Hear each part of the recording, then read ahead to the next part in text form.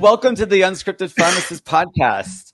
I'm your host, Kyle Rootsaert, and today we're joined with Dr. Robert Lufkin, who just wrote a book, Lies I Taught in Medical School. But this is coming from the professor, the man of the institution of UCLA and USC. Like they're on this special hill for us, right? And you were definitely on this hill where we looked up to you for all the right answers. And as a radiologist, though, you started thinking outside the dark closet, shall we say. And after years of following that conventional medical advice, as a radiologist, you found yourself sick. And you had like 4 chronic disease diagnoses and you had young kids. Scary. And your own medical advice wasn't working. All right. But this prompted him to reflect deeply on his own medical training and what you ultimately discovered essentially was that you learned and what you learned and what you were taught was wrong, was flawed. And it was kind of like you discovered this secret. And there is kind of a secret person behind all this, isn't there? There's kind of a cool influence that when I hear this, I'm going, wow. This is kind of a major turning point for you when you met a certain person. All right. But your book serves as both a warning as well as an educational tool, which I really appreciate this. Okay. And this, because I enjoyed reading it as well. But the whole purpose of your book was to help us all from avoiding the same mistakes and going down the same road that you found yourself going down. And you've done something about it, which is bold and courageous. And I'll be honest, I'm a little jealous. Because I'm like, okay, I've been thinking about, I got my clippings together. I've started working on like, how could I create this book? You've done it for me, especially when you go into, and I love this because I love doing deep dives and chasing a lot of rabbits. But when you go into the pathophysiology of each chronic disease and the conditions, it really, for a lot of us, puts the pieces of the puzzle together.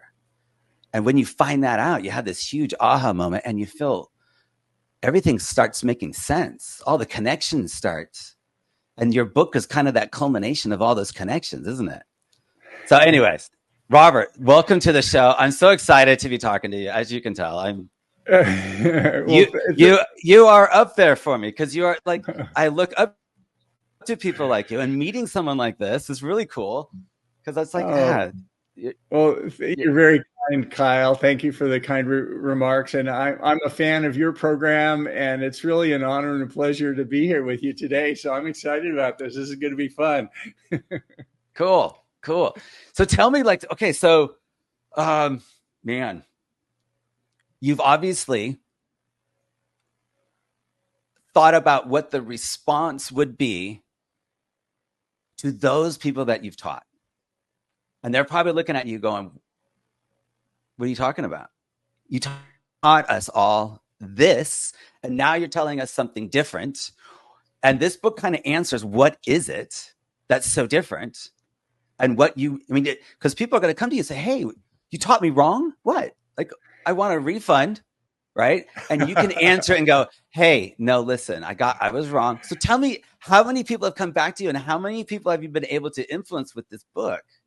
Yeah, well, great question. First of all, obviously the title is very provocative. It gets people's attention, but it underscores a basic principle about science in general and certainly medical education in particular. And in the book I quote one of the greatest physicians of all time, Sir William Osler, who lived at the end of the last century, or at the beginning of the last century. And he famously made one of the best quotes about medical education when he addressed a graduating class of medical students who had just completed medical school. It was on the day they were going to become physicians. And he addressed them and famously said, gentlemen, and at that time, most of them were male, which is no longer the case. But he said, gentlemen, we have a confession to make. 50% of what we've just taught you in medical school is wrong. And furthermore, we're not sure which half it is. And that, Go search it out. Really, yeah, and that really sets the tone for all of us in science and medicine, that it's a moving target. Our knowledge is constantly evolving, and indeed the things we were taught before may not be true anymore, and we're constantly refining our view of reality. And that's what this book hopes to do. And like you say, point out a few of the things, the misconceptions that I had and that I'd actually taught. And sadly, many of my colleagues still have and are still teaching about a chronic disease epidemic. And, I'm, like you say, I'm not a conspiracy theorist. I'm basically part of the problem. I've spent my whole career in academic medicine, practicing medicine, teaching, doing research. I'm one of those guys who got, millions of dollars from drug companies to do research, and written hundreds of peer-reviewed papers and all this sort of thing. And I still firmly believe that Western medicine has transformed our lives, certainly in the 20th century. All the pills and surgeries that were developed, largely through public health measures and infectious disease, but really everyone in the world today lives a better life because of the breakthroughs of medicine in the 20th century. But I think that the problem is, and what the book tries to address, is that in the 21st century, the world is different. Something is happening. In fact, we're now facing literally a tsunami of chronic diseases that make up of 80% of medical expenditures. And these chronic diseases are in epidemic proportions that were never before present in history, even accounting for differences in population. And while these diseases were present in the 20th century, they're now just exploding in the 21st century, where most people, most adults, have at least one of these chronic diseases, and many have several of them. And the problem is, when Western medicine takes those pills and surgeries that were so revolutionary, so magical in their effect on the 20th century, and then just applies them to these 21st century chronic diseases, an interesting thing happens, is that for many of them, the pills actually work addressing the symptoms. In other words, I may feel better. If I'm a diabetic, my glucose spikes will go away and I won't die of ketoacidosis. But the problem is, and what we're just beginning to understand, is that these pills and surgeries address the acute symptoms, but in many, if not most of these diseases, it doesn't address what's called the root cause, and the disease continues to progress.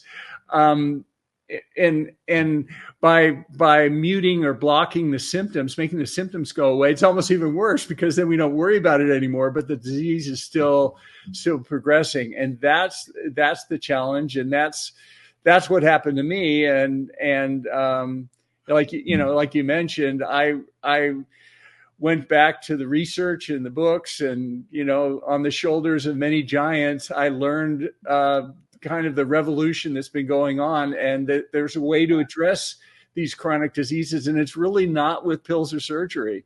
Unfortunately, the secret is something else. And it's the same approach that works for all of them, all the way from obesity to diabetes to hypertension to cancer, cardiac arrest, heart attack, stroke, Alzheimer's disease, even mental illness. And that list is the list of things that, for you and I and most of our listeners, will be the things that end our lives. Those are the diseases that we die of.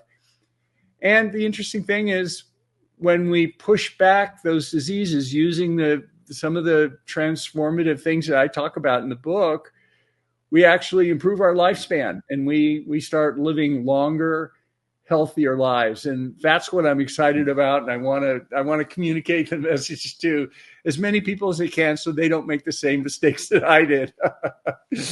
Yeah, this epidemic really is what we're suffering from, these non-communicable diseases, this diseases of Western civilization. And when I say diseases of Western civilization, I immediately think of Gary Taubes. So tell me about how did you stumble upon him and this disease of Western civilization, this exposure to these toxins, essentially, what we call our... As it turns out, Gary Tops is an old friend of mine. He lived in Santa Monica, and we knew each other. For those of you who don't know, he's a science journalist, a brilliant journalist. He's written several New York Times bestselling books on nutrition and rethinking basically the metabolic story that I talk about. And one of his first books that he was working on that I recommend to everyone is Good Calories, Bad Calories is a place to start. But he has several more, and they're all fantastic. But I used to pass by Gary in Santa Monica on my way to work, and he would be, working in a cafe at a coffee shop or something. And, we chat a little bit, but interestingly, didn't really pay attention to what he was doing, other than he was a nice guy and a friend.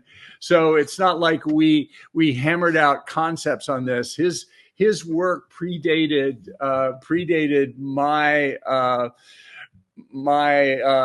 epiphany or rebirth about this. So I knew what he was doing, but I didn't do a real deep dive until I came down with the diseases myself. I'd like to say, I was curious and I wanted to make the world a better place, but no, I was forced into this when I developed these chronic diseases, and it was really out of self-interest that I started doing this, because I didn't want to die myself.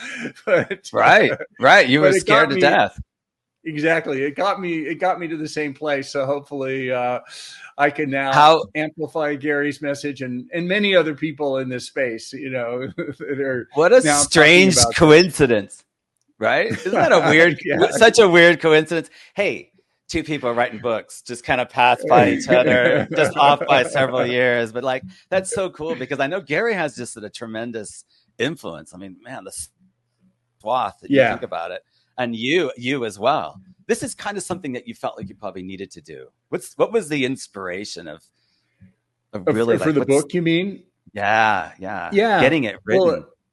Well, like I said, I spent my whole career in academic medicine, so I've written a lot of textbooks, and I've written a lot of hundreds of peer-reviewed scientific papers, which are sort of the gold standard of scientific research, but I realized, at the end of the day, nobody read them or anything. I mean, it was a very narrow section. Just by the nature of scientific research, you don't reach a wide audience. And when I began understanding what was possible in my life and what a lot of people, my colleagues, are not aware about these chronic diseases, I realized that it wasn't a matter of writing scientific papers again, because there actually are scientific papers that I based my book on. So, to be clear, this is not original research that I discovered. I basically go back to the scientific papers and I reference them in my book. So if people want to, they can look at them. But so I realized, writing one more scientific paper wasn't going to move the dial. So I did something I'd never done before, is I basically started on social media. I had 10 Twitter followers. It was called Twitter at the time, and YouTube, and I began writing a book, not for academics, but for regular people. So this book is aimed at everybody, on the man on the street, the woman on the street, the kids on the street. It's illustrated with a lot of pictures and diagrams, like photos of me and my dog and different stuff like that. But also it has references. Like I say, I try to when I make a claim, I try to leave a reference. So in the back, people who are interested, and I encourage everybody to do it, although some people may not be inclined to, but look at the original references. You can read them and interpret them yourself.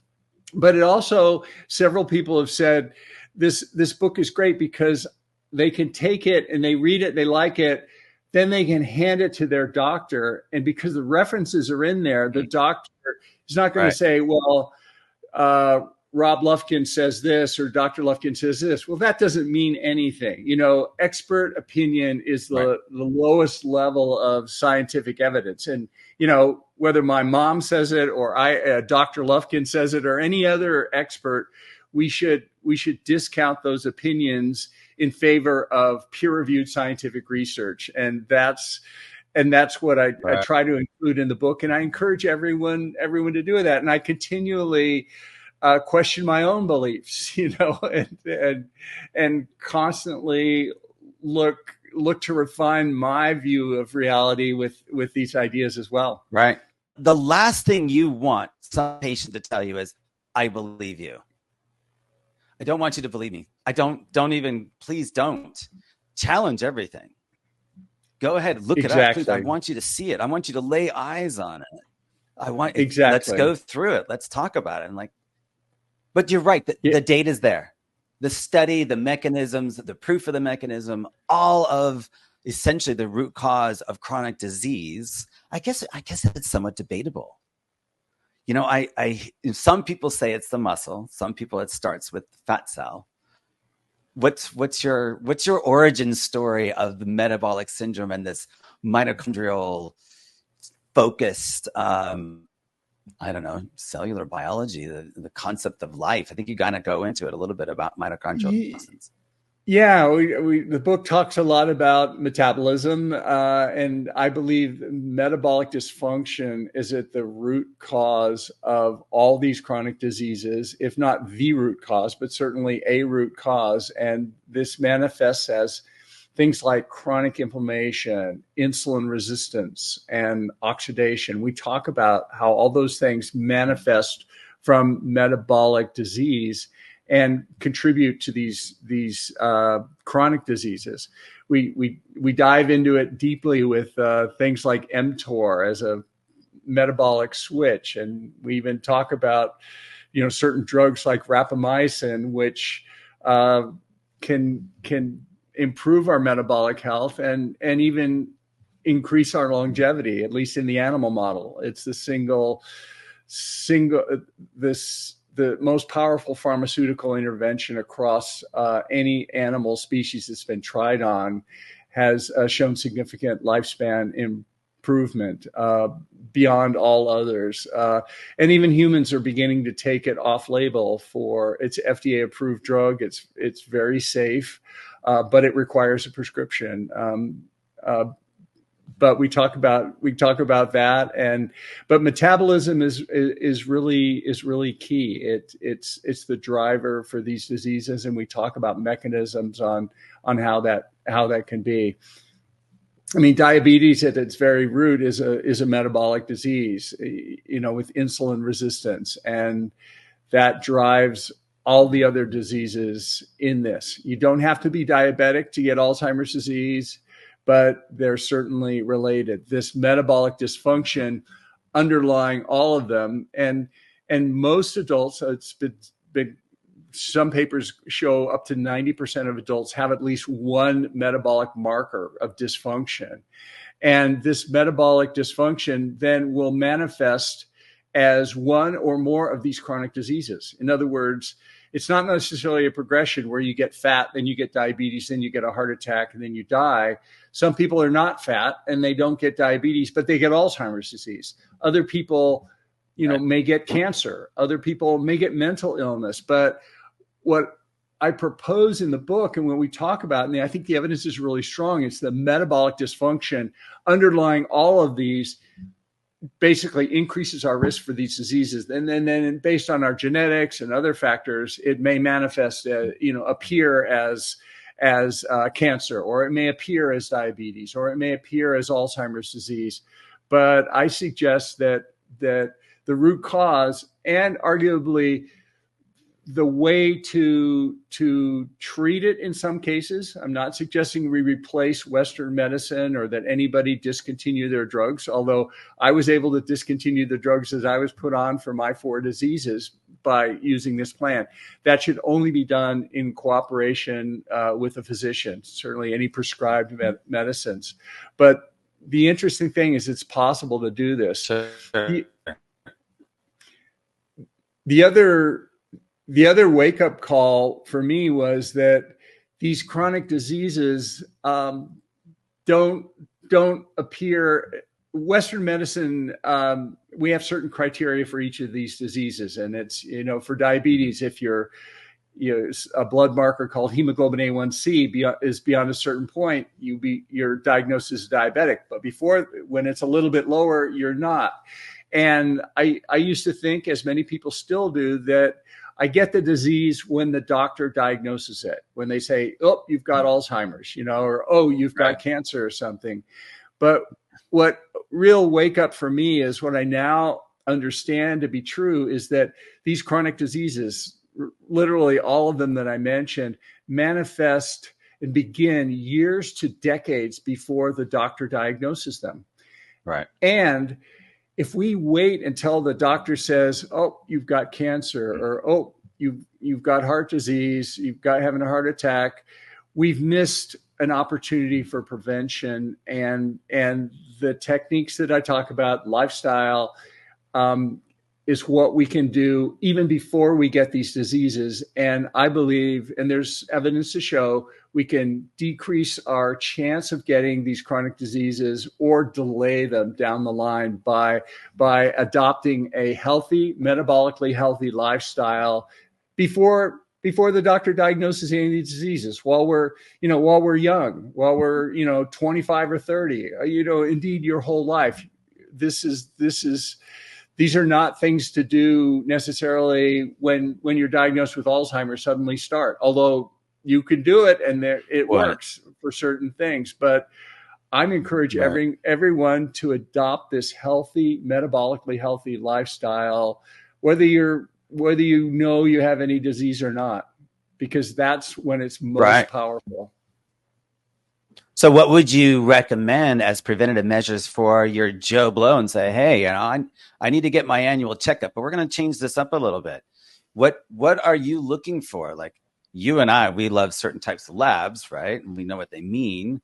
And it's how can the common user just go out there and go, okay, I want to get on the right track. I'm going to read this book. I'm going to, figure out what's wrong with me. Maybe I've got, high hypertension. Maybe I don't even have high blood sugar.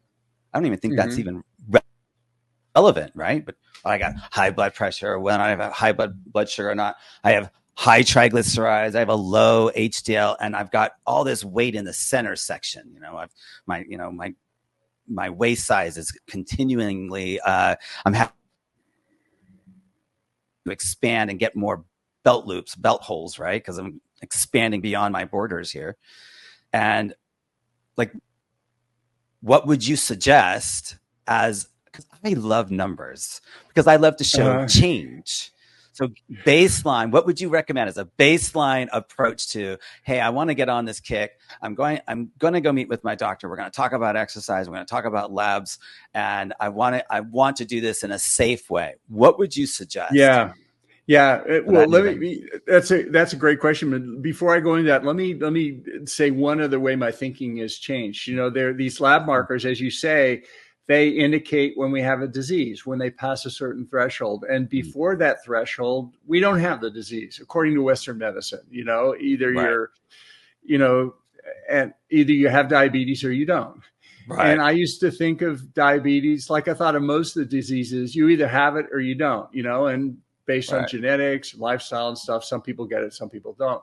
Well, there's an interesting study that we talk about in the book that took a large population of non-diabetic adults using the Framingham data and the NHANES data, some great population databases. And they showed an interesting thing, that hemoglobin A1C, which is one of the main markers for diabetes, as we age, the hemoglobin A1C goes up and up and up and up and up and up like that. Well, what does that mean? Well, the take-home message for me is that type 2 diabetes may be something like gray hair or wrinkles. In other words, part of life. If we don't die of something else first, we're on the track for that because our hemoglobin A1C is going up. Our inflammation is going up. A lot of things are happening. So, and if we live long enough, and we talk about in the book, longevity, the second to last chapter is all about longevity, because that's what happens when you start living a healthy life. People start living longer, and there's a revolution in longevity that, that's a whole nother conversation that, there's going to be huge improvements in lifespan coming up. I hope so.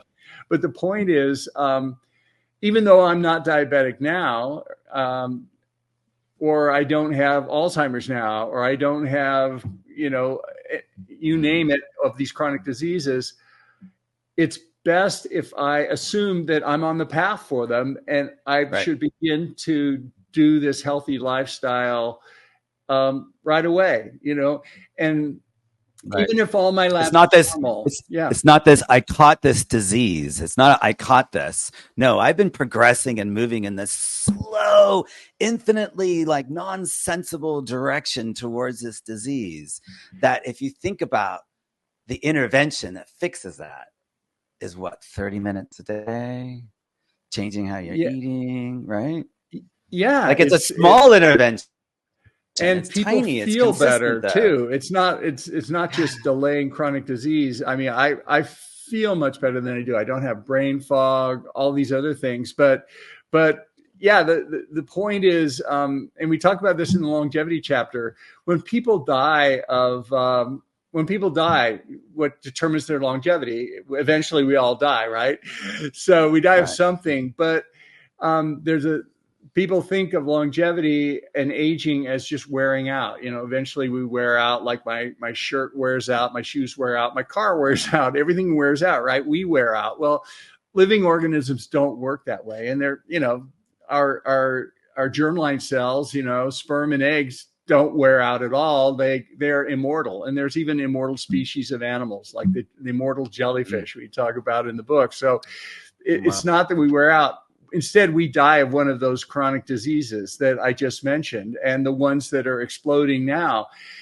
So when someone dies of a heart attack, it's not that their heart wears out. They specifically have this specific disease. So the point is, we're all on a path. We're going to get one of those diseases. We're going to die of something, and statistically, it will be a short list, and the list is heavily weighted towards those chronic diseases. The top ones are heart attack, stroke, cancer, Alzheimer's disease, and those are the chronic diseases that we can influence with our lifestyle. So I would recommend, and what I'm recommending in this book is that people embrace the healthy lifestyle now, even if their labs are completely normal. But most people, well, backing up, you asked the question, what are normal values? And my answer is, well, we don't want to have normal values in our labs, because most Americans, I mean,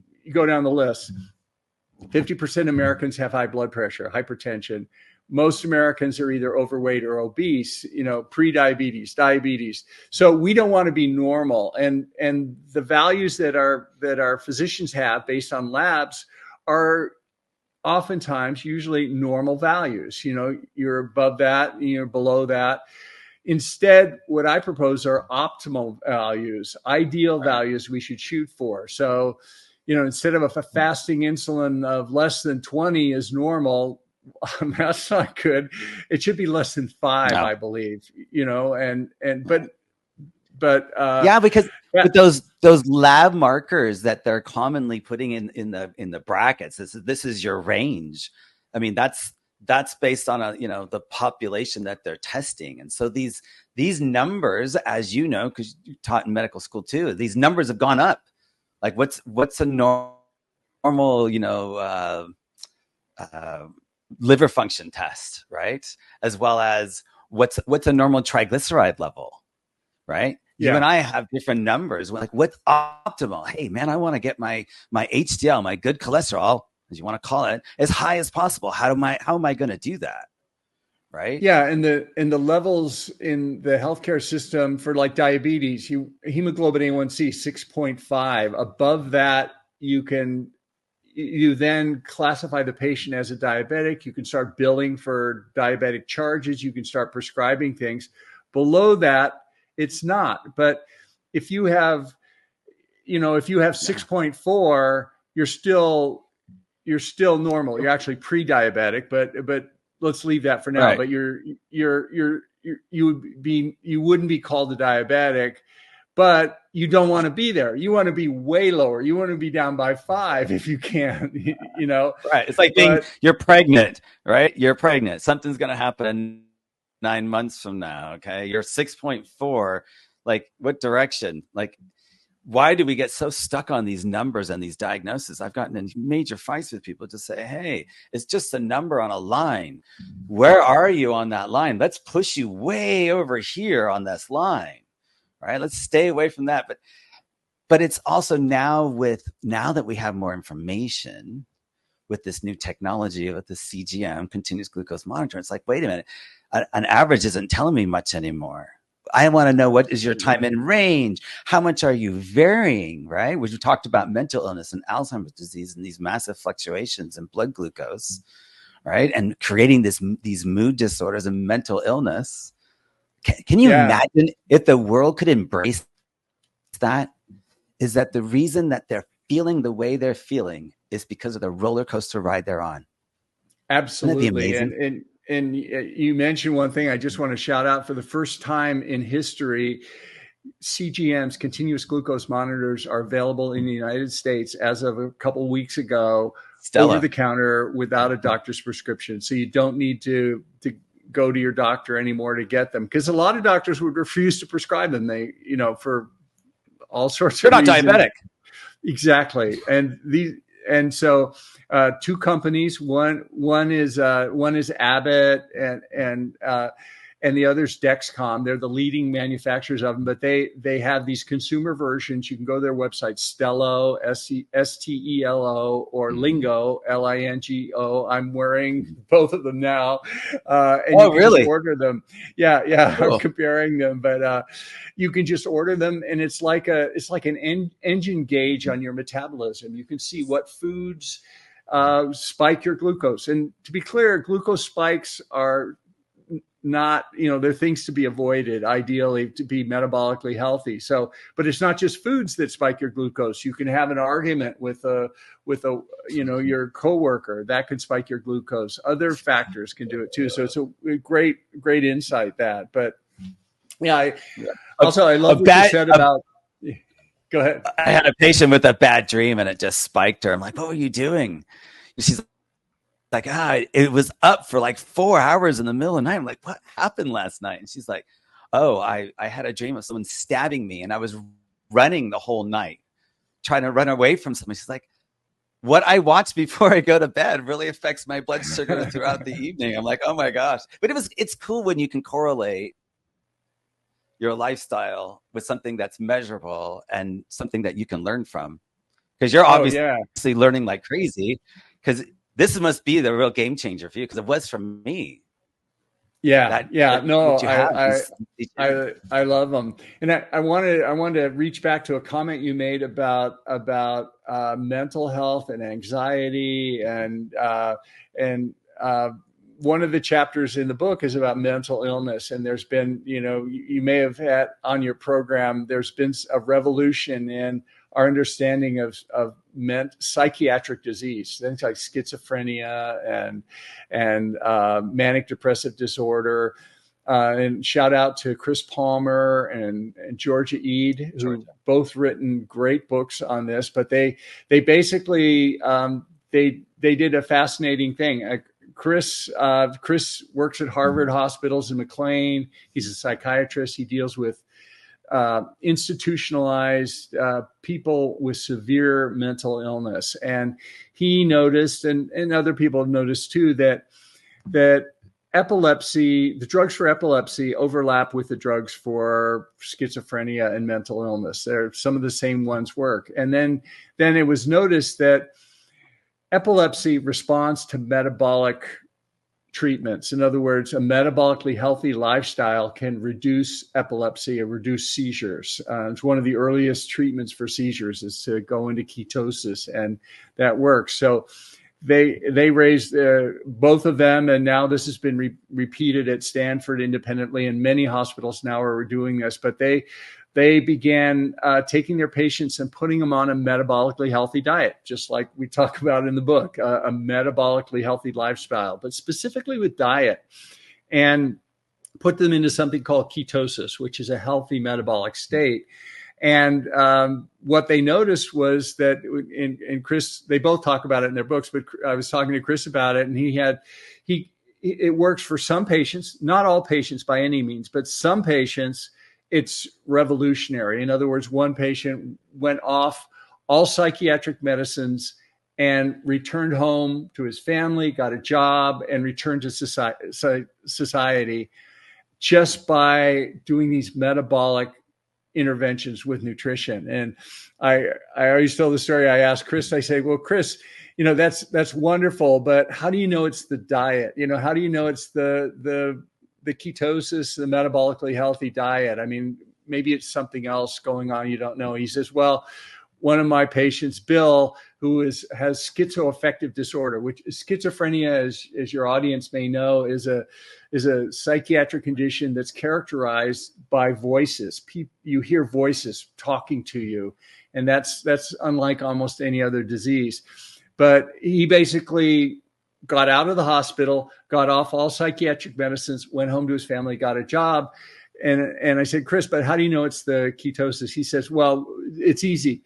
Bill tells me he knows that when he eats junk food, which takes him out of ketosis, or if he strays from the diet, the voices start talking to him again, and then he immediately goes back into ketosis, and they go away.